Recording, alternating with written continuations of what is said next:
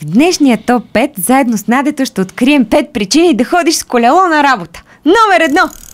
Супер полезно, защото спортуваш. И без това не можеш да отделиш време за фитнес. Идеално. Влизаш във форма преди морето, точно. Събира се в най-изрязания краката как ти се оформят, ако знаеш. Знаеш как? Като на Мадона краката ти стават. Те са и добри. Ама тя много ходи на фитнес. А ти нямаш време за фитнес, затова караш колело. Много е полезно, пестеливо, практично. Това е правилото на 3 пъта. Днес в топ 5 причини да ходиш с колело на работа. Номер 2. Защото така се измъкваш от омразните семейни задължения. Няма как да закараш децата на училище или на детска градина сутрин, няма как да закараш жена ти на работа. А освен това не пазаруваш след работа, защото как бе скъпа да натоваря този пазар на колелото? Айде, кажи ми. На багажничето, скъпи, на багажничето. О, стара, как се ги измислиш ти? Ела ти окарай това колело тогава. Но не, аз искам да ходя с колело на работа. Добре, да, айде. Номер 3 от 5 причини да ходиш с колело на работа. Защото в градския транспорт, сори, ама много мирише. Това е една задача с много неизвестни. Ако имате един автобус и вътре се качат 80 души, колко от тях в същата сутрин са си взели душ?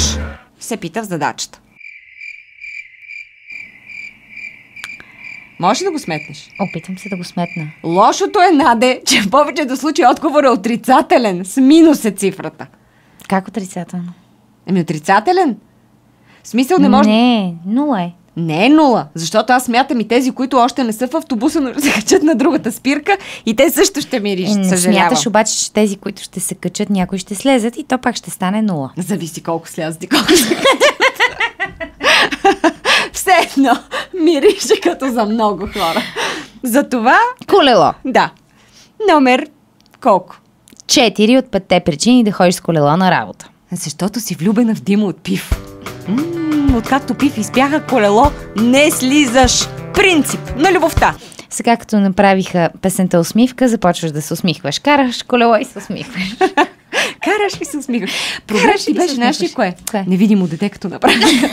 Ето как се чудеше как, нали точно, да изобразиш, ама... И с камбаните имаше малко проблема, ама там намери как, с какво да замениш камбаните. Как? Сложи си на вратлето? Да. Бе! Карара! Ясно. Номер 5 от 5 причини да ходиш с колело на работа. Защото друго не можеш да караш. Само колело и самолет. За градски условия по-добре колело. Твърде бързо ще стигаш на работа, ако караш самолет. Може да е малко самолетче такова от тези, които се... Ага. Ти не си на работа. Ти си установен на 4 километър малко по-нагоре. Днес в топ 5 причини да ходиш с колело на работа. А някой кара колело.